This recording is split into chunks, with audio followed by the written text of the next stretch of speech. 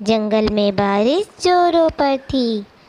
सारे पक्षी अपने अपने घरों में थे। सारे पक्षियों ने थोड़ा थोड़ा ही दाना इकट्ठा किया था, क्योंकि बारिश तो रुकने का नाम ही नहीं ले रही थी। उधर रानू चिड़िया भी थोड़ा दाना लेकर बैठी हुई थी, क्योंकि अब उसका दाना खत्म हो चुका था। अब वह बारिश में बाहर भी नहीं निकल पा रही थी।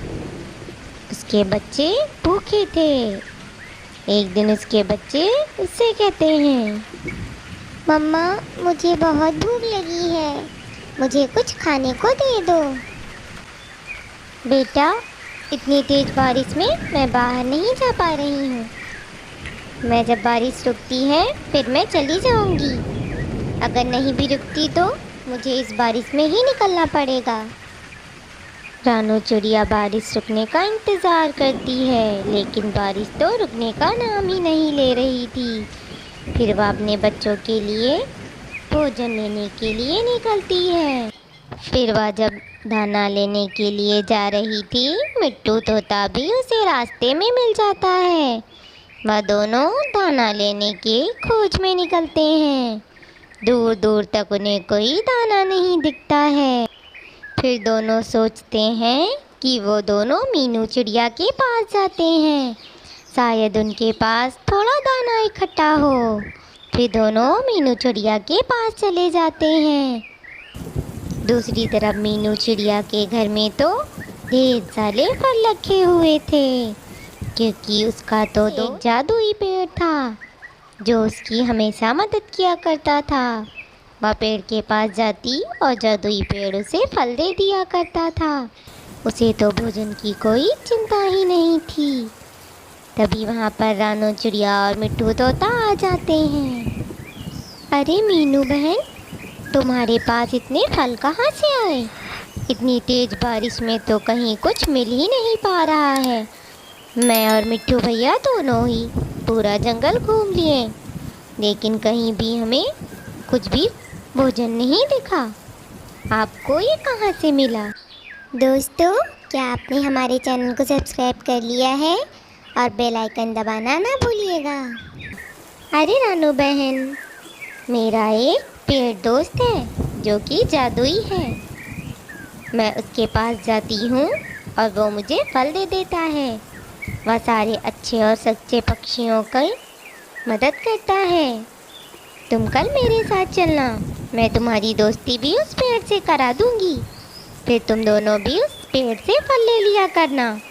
तुम्हें भी भोजन की परेशानी उठानी नहीं पड़ेगी।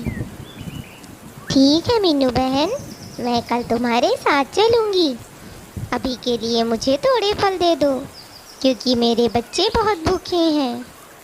ये लो रानू बहन, आप थोड़े फल ले जाओ और मिट्टू भैया आप भी थोड़े ले लो। फिर कल हम दोनों साथ में चलेंगे। फिर रानू चिड़िया और मिट्टू तोता मीनू चिड़िया से फल लेकर अपने अपने घर चले जाते हैं। रानू चिड़िया अपने घर में अपने बच्चों को भोजन दे देती है।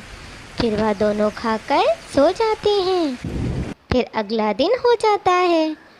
फिर मीनू चिड़िया और रानू और मिट्टू तोता तीनों साथ में उठते हैं और जाकर उस पेड़ के पास पहुंच जाते हैं। फिर मीनू चिड़िया पेड़ से कहती है, अच्छे और सच्चे पेड़, ये दोनों मेरे दोस्त हैं। ये दोनों भी मेरी तरह सच्चे और अच्छे हैं। तुम इन दोनों की भी मदद कर दिया करो। ये दोनों तुम्हारे पास आएंगे तो इन्हें भी फल दे देना। हाँ हाँ मीनू चिड़िया, मैं जानता हूँ ये दोनों भी सच्चे अच्छे हैं। आज से ये भी मेरे दोस्त हैं।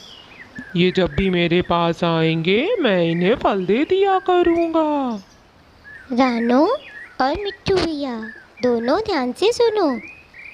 इस पेड़ से ऐसा कहना होगा कि हे अच्छे और सच्चे पेड़, मुझे कुछ फल दे दो, तभी ये पेड़ तुम दोनों को फल देगा।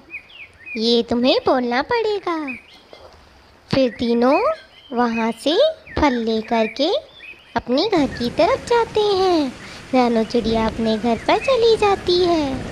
और वह फल की टोकरी रख देती है। अपने बच्चों को खिलाकर वह सो जाती है। कालू कौवा चुपके से उसके घर में आता है और फलों की टोकरी चुरा ले जाता है। फिर रानू चिड़िया सुबह, अरे मेरे फलों की टोकरी कहाँ चली गई? मेरे बच्चे अभी उठेंगे तो क्या खाएंगे? न जाने कौन मेरी टोकरी चुरा ले गया। फिर उसके बच्चे उठते हैं और उससे भोजन मांगते हैं। बेटा, आप लोग यहीं रुको, मैं अभी जा कर के आप लोगों के लिए कुछ भोजन लेकर के आती हूँ। फिर रानू चिड़िया के पास पहुँच जाती है और कालू कौवा उसका पीछा कर रहा होता है। वह भी उस पेड़ के पास पहुँच जाता है। वह एक दूसरे पेड़ के पीछे छुपकर रानू चिड़िया को देख रहा था।